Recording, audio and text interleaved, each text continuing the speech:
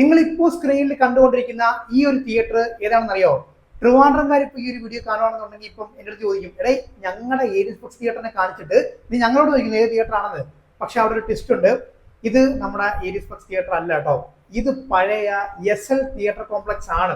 അപ്പൊ ഇന്ന് നമ്മൾ നോക്കാനായിട്ട് പോകുന്നത് നമ്മുടെ പഴയ എസ് എൽ തിയേറ്റർ കോംപ്ലക്സിന്റെ ചരിത്രവും അതുപോലെ നമ്മുടെ പുതിയ ഏരിയസ് ബുക്സ് തിയേറ്ററിന്റെ ചരിത്രവും അതുപോലെ തിയേറ്ററിൽ രണ്ട് ക്യൂട്ട് കുഞ്ഞു ബേബീസ് ഉണ്ട്, ആ രണ്ട് സ്ക്രീനുകളുടെ കാര്യവും അതുപോലെ തിയേറ്ററിൽ പുതിയൊരു അപ്ഡേഷൻ നടക്കാനുള്ള സാധ്യത ഉണ്ട് കേട്ടോ. അപ്പൊ അക്കാര്യങ്ങളൊക്കെയാണ് നമ്മൾ ഇന്ന് കംപ്ലീറ്റ് ആയിട്ട് നോക്കാൻ പോകുന്നത്.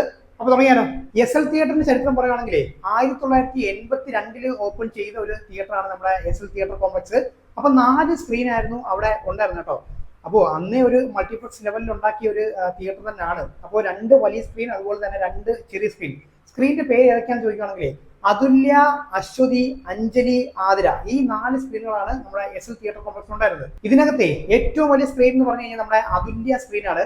അപ്പോൾ അന്ന് ആ കാലഘട്ടത്തിൽ 70mm പ്രൊജക്ഷൻ ഉണ്ടായിരുന്ന ഒരു സ്ക്രീൻ ആയിരുന്നു അതുല്യ എന്ന് പറഞ്ഞു കഴിഞ്ഞാൽ. അപ്പോൾ മലയാളത്തിലെ ആദ്യത്തെ 70mm സിനിമ എന്ന് വിശേഷിപ്പിക്കാൻ പറ്റുന്ന നമ്മുടെ പടയോട്ടം സിനിമയൊക്കെ ഈ ഒരു അതുല്യ എന്ന് പറഞ്ഞ സ്ക്രീനിൽ കളിച്ചിട്ടുണ്ടായിരുന്നു കേട്ടോ. അപ്പോൾ പടയോട്ടത്തിന്റെ കാര്യം പറയുകയാണെങ്കിൽ അന്നത്തെ ഒരു ബിഗ് ബഡ്ജറ്റ് സിനിമ തന്നെയായിരുന്നു. ആ ഒരു കാലഘട്ടത്തിൽ 1 കോടി രൂപയൊക്കെയാണ് ആ ഒരു സിനിമയുടെ ബഡ്ജറ്റ് ആയിട്ട് വന്നത്. ആ സമയത്ത് മലയാള സിനിമയുടെ ഒരു ആവറേജ് ബഡ്ജറ്റ് നോക്കുവാണെങ്കിൽ 15 ലക്ഷം രൂപയൊക്കെയാണ് മാക്സിമം വരുന്നത്. ആ ഒരു കാലഘട്ടത്തിലാണ് 1 കോടി രൂപ മുടക്കിയിട്ട് പടയോട്ടം പോലൊരു സിനിമ നിർമ്മിച്ചത് കേട്ടോ. അപ്പൊ ആ ഒരു സിനിമ കളിച്ചത് നമ്മുടെ അതുല്യ തിയേറ്ററിലായിരുന്നു. ഈ ഒരു സിനിമ കളിക്കണമെന്നുണ്ടെങ്കിൽ അതിനനുസരിച്ചുള്ള പ്രൊജക്ടർ വേണമല്ലോ. അപ്പോൾ വെസ്ട്രിക്സിന്റെ പ്രൊജക്ടർ US നിന്ന് ഇമ്പോർട്ട് ചെയ്തിട്ടാണ് നമ്മുടെ അതുല്യ സ്ക്രീനിൽ കൊണ്ടുവന്നത് കേട്ടോ.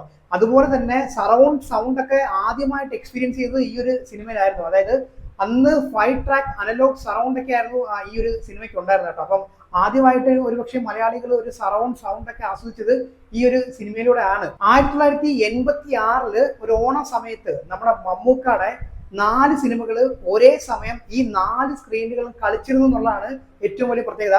ഏതൊക്കെ സിനിമ എന്നറിയോ? ആവനാഴി, 3 മാസങ്ങൾക്ക് മുൻപ്, നന്ദി, വീണ്ടും വരിക, ന്യായവിധി, ഈ 4 സിനിമകൾ ഒരേ സമയം ഈ ഒരു തിയേറ്ററിൽ കളിച്ചിട്ടുണ്ടായിരുന്നു കേട്ടോ. പിന്നെ 1990 കാലഘട്ടം പറയുകയാണെങ്കിൽ അറിയാലോ, നമ്മുടെ മലയാള സിനിമയുടെ ഒരു സുവർണ്ണ കാലഘട്ടം തന്നെയാണ്. അതായത് ഒരുപാട് സിനിമകൾ 100 ദിവസം 200 ദിവസം പറയുവാണെങ്കിൽ ഒരു വർഷമൊക്കെ ഓടിയ ഒരു സമയമാണ് കേട്ടോ. അത്തരത്തിലുള്ള കുറേയധികം സിനിമകൾ കളിച്ചൊരു തിയേറ്ററാണ് നമ്മുടെ എസ് എൽ തിയേറ്റർ എന്ന് പറഞ്ഞു കഴിഞ്ഞാൽ. പിന്നെ എടുത്തു പറയേണ്ട കാര്യം എന്ന് വെച്ച് കഴിഞ്ഞാൽ അന്ന് ഈ ഫെസ്റ്റിവൽ സീസൺ സമയം വരുന്ന സമയത്ത് നമ്മുടെ മമ്മൂക്കാടെയും ലാലേട്ടന്റെ ഒക്കെ സിനിമകൾ, അതായത് ഓണത്തിന് മാത്രമായിട്ട് 2 സിനിമകൾ, അതായത് ഒരു നടന്റെ 2 സിനിമകളൊക്കെയാണ് ഒരേ സമയം വന്നിട്ടുണ്ടായിരുന്നത്. അപ്പൊ ഇന്നത്തെ ഒരു അവസ്ഥ വെച്ച് നോക്കുന്ന സമയത്ത് അന്നെന്ന് പറഞ്ഞു കഴിഞ്ഞാൽ ഒരു സുവർണ്ണ കാലഘട്ടം തന്നെയായിരുന്നു. അങ്ങനെ കാലങ്ങൾ മുൻപോട്ട് പോയി 2015 ആയപ്പോഴാണ് ഏരീസ് ഗ്രൂപ്പ് ഈ ഒരു എസ് എൽ കോംപ്ലക്സ് തിയേറ്റർ ഏറ്റെടുത്തത് കേട്ടോ. അങ്ങനെ എസ് എൽ കോംപ്ലക്സ് എന്നുള്ള ആ ഒരു പേര് മാറ്റിയിട്ട് Aries plus S L cinemas എന്ന് തിയേറ്ററിന്റെ പേര് മാറ്റിയിട്ടുണ്ടായിരുന്നു. അപ്പൊ ആദ്യമായിട്ട് കളിച്ച സിനിമ എന്ന് പറഞ്ഞു കഴിഞ്ഞാൽ നമ്മുടെ ബാഹുബലി ആയിരുന്നു കേട്ടോ. ഒരു സിംഗിൾ സ്ക്രീനിൽ ഏറ്റവും കൂടുതൽ കളക്ഷൻ കിട്ടുന്ന ഒരു തിയേറ്റർ ആയിട്ട് നമ്മുടെ ഈ ഒരു സ്ക്രീൻ മാറിയിട്ടുണ്ടായിരുന്നു. അത്രയധികം, അതായത് കളക്ഷൻ റെക്കോർഡുകൾ ഭേദിച്ചുകൊണ്ടുള്ള ഒരു തിയേറ്റർ ആയിരുന്നു നമ്മുടെ ഏരീസ് പ്ലസ് എസ് എൽ സിനിമാസിലെ ഓടി വണ്ണെന്ന് പറഞ്ഞു കഴിഞ്ഞാൽ. ആദ്യമായിട്ട് കളിച്ച ബാഹുബലിയുടെ കളക്ഷൻ എന്ന് പറഞ്ഞു കഴിഞ്ഞാൽ ഏതാണ്ട് 2 കോടി രൂപയ്ക്ക് അടുത്ത് വരെ ആയിരുന്നു കേട്ടോ. അപ്പോ എസ് എൽ തിയേറ്ററിന്റെ സ്ക്രീനിലാണ് നിങ്ങൾക്ക് അറിയാലോ, 4 സ്ക്രീൻ ആയിരുന്നു. പക്ഷെ ഏരീസ് പ്ലസ് ആയപ്പോഴത്തേക്കും ഈ 4 സ്ക്രീൻ എന്ന് പറഞ്ഞു കഴിഞ്ഞാൽ അത് 6 സ്ക്രീനായിട്ട് മാറി. അപ്പൊ അതുല്യ, ആതിര, അശ്വതി എന്ന് പറഞ്ഞ ആ 3 സ്ക്രീനുകൾ അതുപോലെ തന്നെ നിലനിർത്തി അഞ്ജലി എന്ന് പറഞ്ഞ സ്ക്രീൻ കൺവേർട്ട് ചെയ്ത് 3 സ്ക്രീനാക്കി മാറ്റുകയാണ് ചെയ്തത്. ടോട്ടൽ സീറ്റിംഗ് കപ്പാസിറ്റി നോക്കുവാണെങ്കിൽ 1515 സീറ്റുകളാണ് നമ്മുടെ ഈ ഒരു തിയേറ്റർ കോംപ്ലക്സിനകത്ത് വരുന്നത് കേട്ടോ. അപ്പോൾ ഇനി അങ്ങോട്ട് ഞാൻ പറയാനായിട്ട് പോകുന്നത് ഏതൊക്കെ എങ്ങനെയൊക്കെ സംഭവിച്ചു എന്നുള്ള കാര്യമാണ്. അപ്പോൾ നമ്മുടെ ആ ഒരു വലിയ സ്ക്രീൻ അതുല്യ ഉണ്ടല്ലോ, ഈ അതുല്യ സ്ക്രീനിന്റെ കാര്യം പറയുകയാണെങ്കിൽ തിയേറ്ററിന് ആ ഒരു സമയത്ത് ഒരു വലിയ കൺഫ്യൂഷൻ ആയിരുന്നു. ഇത് എന്താക്കി മാറ്റണം, ഒരു ഐമാക്സ് തിയേറ്റർ ആക്കി മാറ്റണോ അതോ ഇനി ഈ ഒരു സ്ക്രീൻ സ്പ്ലിറ്റ് ചെയ്ത് 2 or 3 സ്ക്രീൻസ് ആക്കി മാറ്റണം എന്നൊരു വലിയ കൺഫ്യൂഷൻ ഉണ്ടായിരുന്നു കേട്ടോ. നിങ്ങൾ ആലോചിച്ച് നോക്കിയേ, ആ ഓടി വണ്ണെന്ന് പറഞ്ഞ സ്ക്രീനാണ് നമ്മുടെ അതുല്യ എന്ന് പറഞ്ഞ സ്ക്രീന്. അതെങ്ങാണ് സ്പ്ലിറ്റ് ചെയ്ത് മാറ്റുമായിരുന്നെങ്കിൽ നിങ്ങൾ ആലോചിച്ച് നോക്കിയാൽ. ഇനി അതുപോലെ തന്നെ ഐമാക്സ് ആക്കണമെന്ന് ഒരു ആശയം അവർക്ക് ഉണ്ടായിരുന്നല്ലോ. അപ്പം അങ്ങനെ ചെയ്യുകയാണെന്നുണ്ടെങ്കിൽ സ്റ്റേഡിയം സീറ്റിംഗ് കൊടുക്കണം. അപ്പം സ്ട്രക്ചർ തന്നെ മൊത്തത്തിൽ മാറ്റേണ്ടതായിട്ട് വരും. അപ്പൊ ആ ഒരു കൺഫ്യൂഷൻ ഉള്ളത് കൊണ്ട് തന്നെ അവർ വിചാരിച്ചു എന്നാൽ പിന്നെ ഇത് ഇങ്ങനെ തന്നെ ഒരു വലിയ ജയന്റ് സ്ക്രീനായിട്ട് തന്നെ നിലനിർത്താമെന്ന് വിചാരിച്ചു. അതെന്തായാലും ഒരു വലിയ വലിയ ഡിസിഷൻമെന്റ് ആയിരുന്നു. അതുകൊണ്ടാണ് നമ്മളിപ്പോൾ ഇന്നിരുന്ന് കാണുന്ന ഒരു മികച്ച തിയേറ്റർ നമുക്ക് കിട്ടിയത്. അപ്പൊ അന്ന് ആ ഒരു സമയത്ത്, അതായത് 2015 കാലഘട്ടത്തില് ബാർക്കോടെ 32B എന്ന് പറഞ്ഞ പ്രൊജക്ടറാണ് ഈ ഒരു അതുല്യ എന്ന് പറഞ്ഞ സ്ക്രീനിൽ യൂസ് ചെയ്തത് കേട്ടോ. അതുല്യ അല്ല, ഓടി 1 യൂസ് ചെയ്തത് കേട്ടോ. ബാർക്കോ 32B എന്ന് പറഞ്ഞു കഴിഞ്ഞാൽ ആ കാലഘട്ടത്തിലെ ഏറ്റവും ബെസ്റ്റ് പ്രൊജക്ടർ തന്നെ ആയിരുന്നു. അപ്പോൾ ഒരു പ്രൊജക്ടർ മാത്രമല്ല, 2 ടിൻ പ്രൊജക്ടേഴ്സ് ആണ് നമ്മുടെ ഈ ഒരു ഓടി 1 ഉപയോഗിച്ചത്. അത് എന്തിനു വേണ്ടിയിട്ടാന്ന് ചോദിക്കുകയാണെങ്കിൽ അത് 3D സിനിമകൾ കളിക്കാൻ വേണ്ടിയിട്ടാണ് ഈ ഒരു ടിൻ പ്രൊജക്ടേഴ്സ് യൂസ് ചെയ്തത്. പലർക്കും ഇപ്പോഴും ഒരു തെറ്റിദ്ധാരണയുണ്ട്, അതായത് 2D സിനിമകൾക്ക് 2 പ്രൊജക്ടർ യൂസ് ചെയ്യുന്നുള്ളത്. പക്ഷെ അങ്ങനല്ല, 2D സിനിമകൾക്ക് വേണ്ടിയിട്ട് സിംഗിൾ പ്രൊജക്ടറാണ് അവർ യൂസ് ചെയ്തത്. 3D സിനിമകൾക്ക് വേണ്ടിയിട്ടാണ് ഈ ഒരു ട്വിൻ പ്രൊജക്ടേഴ്സ് യൂസ് ചെയ്തത്. അപ്പൊ അതിന്റെ അഡ്വാൻറ്റേജ് എന്ന് നോക്കുകയാണെങ്കിൽ അത്രയും ബ്രൈറ്റ് ആയിട്ടുള്ള ഒരു 3D ഇമേജ് ആയിരുന്നു നമ്മുടെ ഏരിയസ് ഫ്ലെക്സ് OD1 കിട്ടിയിട്ടുണ്ടായിരുന്നു കേട്ടോ. പിന്നെ സൗണ്ടിന്റെ കാര്യം നോക്കുവാണെങ്കിൽ അന്ന് ആ സമയത്ത് തന്നെ 64 ചാനൽ ഫുൾ ഡോൾബി അറ്റ്മോസ് ആണ് ഈ ഒരു സ്ക്രീനിൽ ചെയ്തിരുന്നത്. പിന്നെ അങ്ങോട്ട് 2015 തൊട്ട് ഒരു 2018, 19 കാലഘട്ടം വരെയൊക്കെ തിയേറ്റർ ഗംഭീരമായിട്ട് കളക്ഷൻ റെക്കോർഡുകൾ ഉപയോഗിച്ചുകൊണ്ടാണ് നമ്മുടെ ഈ ഒരു OD1 പൊക്കോണ്ടിരുന്നത് കേട്ടോ. അങ്ങനെ കോവിഡ് വന്നു, പിന്നീട് പ്രൊജക്ടേഴ്സിന്റെ എഫിഷ്യൻസി കുറഞ്ഞു തുടങ്ങി. ആ ഒരു സമയത്താണ് നമ്മുടെ അവതാർ 2 സിനിമ റിലീസായത്. അപ്പൊ ആ ഒരു സമയത്ത് ഈ ഒരു OD1 സംഭവിച്ച മാറ്റം എന്തൊക്കെ ചോദിക്കുകയാണെങ്കിൽ അവര് സീറ്റുകളൊക്കെ മാറ്റിയിട്ട് സോഫ സീറ്റ് ആക്കിയിട്ടുണ്ടായിരുന്നു, പ്രൊജക്ടറും മാറ്റിയിട്ടുണ്ടായിരുന്നു. അന്ന് ടിൻ പ്രൊജക്ടറാണ് ഉപയോഗിച്ചതെങ്കിൽ പിന്നീട് അവർ ഉപയോഗിച്ച പ്രൊജക്ടർ, അതായത് ഇപ്പൊ നിലവിലുള്ള പ്രൊജക്ടർ എന്ന് പറഞ്ഞു കഴിഞ്ഞാൽ ബാർക്കോ SP 4K 55 എന്ന് പറഞ്ഞ ഫ്ലാഗ്ഷിപ്പ് ലെവൽ പ്രൊജക്ടറാണ് ഈ ഒരു OD1 ഉപയോഗിക്കുന്നത്. ഈ പ്രൊജക്ടറിന്റെ ഡീറ്റെയിൽസ് കാര്യങ്ങളൊക്കെ നമ്മൾ നമ്മുടെ വീഡിയോയിൽ പറഞ്ഞിട്ടുണ്ട്. നിങ്ങൾക്ക് വേണമെങ്കിൽ ചെക്ക് ഔട്ട് നോക്കിയാൽ കേട്ടോ. ഏരിയസ് ഫ്ലെക്സ് പ്രൊജക്ടർ അങ്ങനെ അടിച്ചു നോക്കിയാൽ മതി. അപ്പോൾ അത്രയും ഗംഭീരമായ പ്രൊജക്ടറാണ് യൂസ് ചെയ്തത്. പിന്നെ 64 ചാനൽ ഡോൾബി അറ്റ്മോസ് ആണ് വരുന്നത്, ഫുൾ അറ്റ്മോസ് തന്നെയാണ്. അപ്പോൾ അഡീഷണൽ ആയിട്ട് ആ ഒരു സമയത്ത് സബ് വൂഫേഴ്സ് ഒക്കെ അവർ ഈ ഒരു സ്ക്രീനിൽ ആഡ് ചെയ്തിട്ടുണ്ടായിരുന്നു കേട്ടോ. പിന്നെ എടുത്തു പറയേണ്ട ഒരു കാര്യം എന്ന് വെച്ച് കഴിഞ്ഞാൽ സ്ട്രോങ് MDയുടെ 2.9 ഗെയിൻ ഉള്ള സ്ക്രീനാണ് ഉപയോഗിച്ചത്. ഐമാക്സിനൊക്കെ സപ്ലൈ ചെയ്യുന്ന കമ്പനിയാണ് സ്ട്രോങ് MD എന്ന് പറഞ്ഞു കഴിഞ്ഞാൽ. അതേ സ്ക്രീൻ തന്നെയാണ് നമ്മുടെ ഏരിയസ് ഫ്ലെക്സ് OD1 ഇരിക്കുന്നത്. ഇപ്പോൾ നോക്കുകയാണെന്നുണ്ടെങ്കിൽ നമ്മുടെ ഏരിയസ് ഫ്ലെക്സിലെ പ്രൊജക്ടറിനെ കോമ്പീറ്റ് ചെയ്യാനുള്ള പ്രൊജക്ടേഴ്സ് ഇപ്പം നമ്മുടെ കേരളത്തിലുണ്ട്. അതിനേക്കാളും മെച്ചപ്പെട്ട, അതായത് ബ്രൈറ്റ്നസ് ലെവലിൽ അതിനേക്കാളും കൂടുതൽ കിട്ടുന്ന പ്രൊജക്ടേഴ്സ് അവൈലബിൾ ആണ്. പക്ഷേ ഇവിടെ ഏരിയസിന്റെ ഒരു വജ്രായുധം എന്ന് പറഞ്ഞു കഴിഞ്ഞാൽ അവരുടെ സ്ക്രീൻ തന്നെയാണ്. കാര്യം 2.9 ഗെയിൻ ആണല്ലോ. അപ്പൊ അതുകൊണ്ട് തന്നെ അത്രയും ഒരു എഫിഷ്യൻസി ഈ ഒരു സ്ക്രീനിൽ കിട്ടുന്നുണ്ട്. അപ്പൊ അത്രയും മികച്ച ഒരു ക്വാളിറ്റിയാണ് നമുക്ക് ഈ ഒരു സ്ക്രീനിൽ ഒരു സിനിമ കാണുമ്പോൾ കിട്ടുന്നത് കേട്ടോ. അപ്പോൾ നിലവിലെ സാഹചര്യം നോക്കുകയാണെന്നുണ്ടെങ്കിൽ സൗത്ത് ഇന്ത്യയിലെ തന്നെ വൺ ഓഫ് ദി ബെസ്റ്റ് സ്ക്രീനാണ് നമ്മുടെ ഏരിയസ് ഫ്ലെക്സിലെ OD1 എന്ന് പറഞ്ഞു കഴിഞ്ഞാൽ. ഇനി നമുക്ക് അടുത്ത സ്ക്രീനിലേക്ക് പോകാം. അടുത്ത സ്ക്രീൻ എന്ന് പറയുമ്പോഴേ നമ്മുടെ അഞ്ജലി തിയേറ്റർ ഉണ്ടല്ലോ പഴയ, അതിന്റെ ബാൽക്കണി എക്സ്റ്റെൻഡ് ചെയ്തിട്ടാണ് OD5 എന്ന് പറഞ്ഞ സ്ക്രീൻ നിർമ്മിച്ചത്. അപ്പൊ അതിന്റെ കാര്യം പറയുകയാണെന്നുണ്ടെങ്കിൽ മൊത്തം 220 സീറ്റാണ് വരുന്നത്.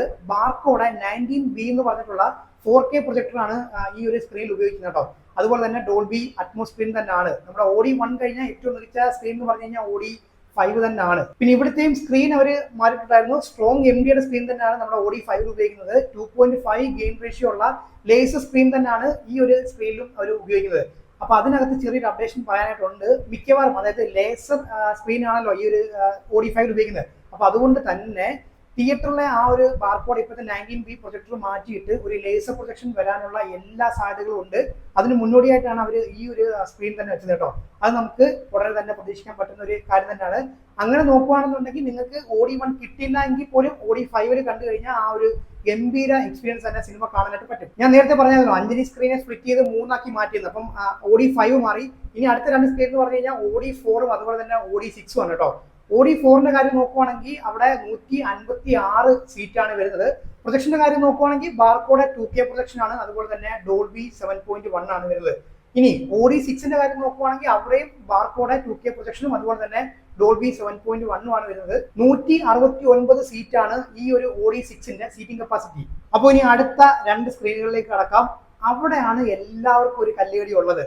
അപ്പോൾ നമ്മുടെ പഴയ ആതിര എന്ന് പറഞ്ഞ സ്ക്രീനും അതുപോലെ തന്നെ അശ്വതി എന്ന് പറഞ്ഞ സ്ക്രീനും അതുപോലെ നിലനിർത്തിയല്ലോ, അതാണ് നമ്മൾ ഇന്ന് കാണുന്ന OD2ഉം അതുപോലെ തന്നെ OD3യും. പക്ഷേ ഇത് രണ്ടും ചെറിയ സ്ക്രീനുകളാണ്, കുഞ്ഞു ക്യൂട്ട് ബേബീസ് ആണ്. പക്ഷേ പല ആൾക്കാർക്കും അവിടെ ഒരു സിനിമ കാണാൻ അത്ര താല്പര്യം ഇല്ല. അതിന്റെ കാര്യം എന്താണെന്ന് വെച്ച് കഴിഞ്ഞാൽ നീണ്ടു കിടക്കുന്ന സ്ക്രീനാണ്, വീതി കുറവാണ്, സ്ക്രീൻ സൈസ് കുറവാണ്. അപ്പൊ അതുകൊണ്ട് തന്നെ ആൾക്കാർക്ക് അത്ര താല്പര്യം ഇല്ലാത്ത ഒരു സ്ക്രീനാണ് കേട്ടോ. എനിക്ക് തോന്നുന്നു ഏരിയസ് ഫ്ലെക്സിൽ ഒരു എന്താ പറയാ ഒരു നെഗറ്റീവായിട്ട് ആൾക്കാർ പറയുന്ന ഒരു കാര്യം എന്ന് പറഞ്ഞാൽ ഈ 2 സ്ക്രീനാണ്, പ്രത്യേകിച്ച് OD3. അപ്പൊ എന്തായാലും ആ 2 സ്ക്രീനിന്റെ സ്പെക് കൂടെ ഒന്ന് പറഞ്ഞേക്കാം. പിന്നെ ഇവിടെ ഇൻട്രസ്റ്റിംഗ് ആയിട്ടുള്ള കാര്യം എന്ന് വെച്ചാൽ നമ്മുടെ OD2ന്റെ കാര്യം പറയുന്ന സമയത്ത് OD4നേക്കാളും 6നേക്കാളും സീറ്റിംഗ് കപ്പാസിറ്റി ഉള്ള ഒരു സ്ക്രീനാണ് OD2 എന്ന് പറഞ്ഞു കഴിഞ്ഞാൽ. എത്രയാണെന്നറിയോ? 203 സീറ്റാണ് നമ്മുടെ OD2ൽ മാത്രം വരുന്നത്. പക്ഷെ ഇങ്ങനെ നീണ്ടു കിടക്കുന്നതുകൊണ്ട് ഒരു ചെറിയ ബുദ്ധിമുട്ടുണ്ട്. അതൊരു ബാൽക്കണി സ്ക്രീൻ കൂടിയാണ് കേട്ടോ. അപ്പൊ അവിടുത്തെ സ്പെക്ക് നോക്കുവാണെങ്കിൽ 2K പ്രൊജക്ഷൻ ആണ്, അതുപോലെ തന്നെ 5.1 ആണ് ഈ ഒരു OD2ൽ വരുന്നത്. പിന്നെ ഏറ്റവും സീറ്റിംഗ് കപ്പാസിറ്റി കുറഞ്ഞ നമ്മുടെ OD3യുടെ കാര്യം പറയുവാണെങ്കിൽ അവിടെ 2K പ്രൊജക്ഷൻ ആണ്, അതുപോലെ തന്നെ ഡോൾബി 5.1 ആണ് വരുന്നത്. അതുപോലെ തന്നെ സീറ്റിംഗിന്റെ എണ്ണം നോക്കുവാണെങ്കിൽ 72 സീറ്റ് മാത്രമാണ് വരുന്നത്. അപ്പം ആ സ്ക്രീൻ ഈ OD2നേക്കാളും ഇഷ്ടമുള്ളത് OD3യോടാണ് കേട്ടോ. അപ്പോ ഇത്രയും ഒരു ഗംഭീര മികച്ച തിയേറ്ററിൽ ഈ 2 സ്ക്രീൻ എന്തിനാണ് വെച്ചേക്കുന്നത് എന്നുള്ളൊരു ക്വസ്റ്റ്യൻ വരാറുണ്ട്. പക്ഷേ ഏരിയസ് ഫ്ലെക്സിന്റെ ഒരു അഭിപ്രായം എന്ന് വെച്ച് കഴിഞ്ഞാൽ ഈ പ്രിവ്യൂ ഷോസ് ഒക്കെ വരുമല്ലോ, അതുപോലെ തന്നെ വളരെ കുറച്ച് ആൾക്കാർ വരുന്ന മലയാള സിനിമകളൊക്കെ ഉണ്ടാവല്ലോ, അത്തരം സിനിമകൾക്ക് വേണ്ടിയിട്ടാണ് അവർ ഈ ഒരു സ്ക്രീൻ വെച്ചിരിക്കുന്നത് കേട്ടോ. അവർക്ക് വേണമെന്നുണ്ടെങ്കിൽ അവർ ഷോ ഇടാം, വേണ്ടാന്നുണ്ടെങ്കിൽ അവരെ ഷോ ഇടാതിരിക്കുക, അതൊക്കെ അവരുടെ തീരുമാനമാണ്. പക്ഷേ വളരെ കുറച്ച് ആൾക്കാർ മാത്രം വരുന്ന മലയാള സിനിമകളൊക്കെ ആകുമ്പോൾ ഏതെങ്കിലും ഒരു സ്ക്രീനിൽ കളിക്കണമല്ലോ. അതുപോലെ തന്നെ പ്രിവ്യൂ ഷോസ് ഒക്കെ കാണണമെന്നുണ്ടെങ്കിൽ അവർക്ക് ഈ ഒരു സ്ക്രീൻ ഉപയോഗിക്കാമല്ലോ. അപ്പോൾ അതിന് വേണ്ടിയിട്ട് മാത്രമാണ് ഈ ഒരു സ്ക്രീൻ അവർ നിലനിർത്തിക്കൊണ്ട് പോകുന്നത് കേട്ടോ. അതൊരു പ്രോഫിറ്റബിൾ അല്ല എന്നാണ് മാനേജർ പറയുന്നത്. അവർക്ക് ഇപ്പം 15 പേര് വന്ന് സിനിമ കണ്ടാൽ പോലും അതൊരു പ്രോഫിറ്റബിൾ ആയിട്ടുള്ള സ്ക്രീൻ അല്ല എന്നാണ് അവർ പറയുന്നത്. അപ്പോൾ ഈ ഒരു റീസൺ ഉള്ളതുകൊണ്ടാണ് ഇപ്പോഴും അത് നിലനിർത്തിക്കൊണ്ട് പോകുന്നത്. പിന്നെ അതുപോലെ തന്നെ നല്ല ഹൈപ്പ് സിനിമകളൊക്കെ വരുന്ന സമയത്ത് അവർക്ക് പിന്നെയും സ്ക്രീൻ അഡീഷൻ ആഡ് ചെയ്യണമെന്നുണ്ടെങ്കിൽ ഈ ഒരു സ്ക്രീൻ വേണമെങ്കിൽ ഉപയോഗിക്കാം. പിന്നെ അവിടെ പോയി സിനിമ കാണാൻ വേണ്ടതെന്നൊക്കെ ഉള്ളത് നമ്മുടെ ഒരു ചോയ്സ് മാത്രമാണ് കേട്ടോ. അതുകൊണ്ടാണ്, അല്ലെങ്കിൽ നിങ്ങൾ ആലോചിച്ച് നോക്കിയേ, അവർക്ക് ഇത്രയും ഒരു എന്താ പറയുക പേര് കേട്ടൊരു തിയേറ്ററിൽ അവർക്ക് ഇതിൻ്റെയൊക്കെ ആവശ്യമുണ്ടോ? ഇല്ലല്ലോ. അപ്പോൾ ഈ ഒരു പർപ്പസിന് വേണ്ടിയിട്ടാണ് അവർ ഇപ്പോഴും ആ ഒരു സ്ക്രീൻ ഇങ്ങനെ നിലനിർത്തിക്കൊണ്ട് പോകുന്നത്. അപ്പൊ നമ്മൾ മൊത്തത്തിൽ നമ്മുടെ SL തിയേറ്ററിന്റെയും അതുപോലെ തന്നെ പുതിയ ഏരിയസ് ഫ്ലെക്സ് തിയേറ്ററിന്റെയും ചരിത്രം ഏതാണ്ടൊക്കെ കവർ ചെയ്തെന്ന് തോന്നുന്നു കേട്ടോ. ഇനി നിങ്ങൾക്ക് അറിയാവുന്ന ഒരുപാട് ഇൻഫർമേഷൻസ് പറയാ, അത് നിങ്ങൾ കമന്റ് ചെയ്യാം. അപ്പോൾ ഞാൻ നിർത്തുവാണ്. അപ്പോൾ അടുത്ത വീഡിയോ കാണാം. ബൈ.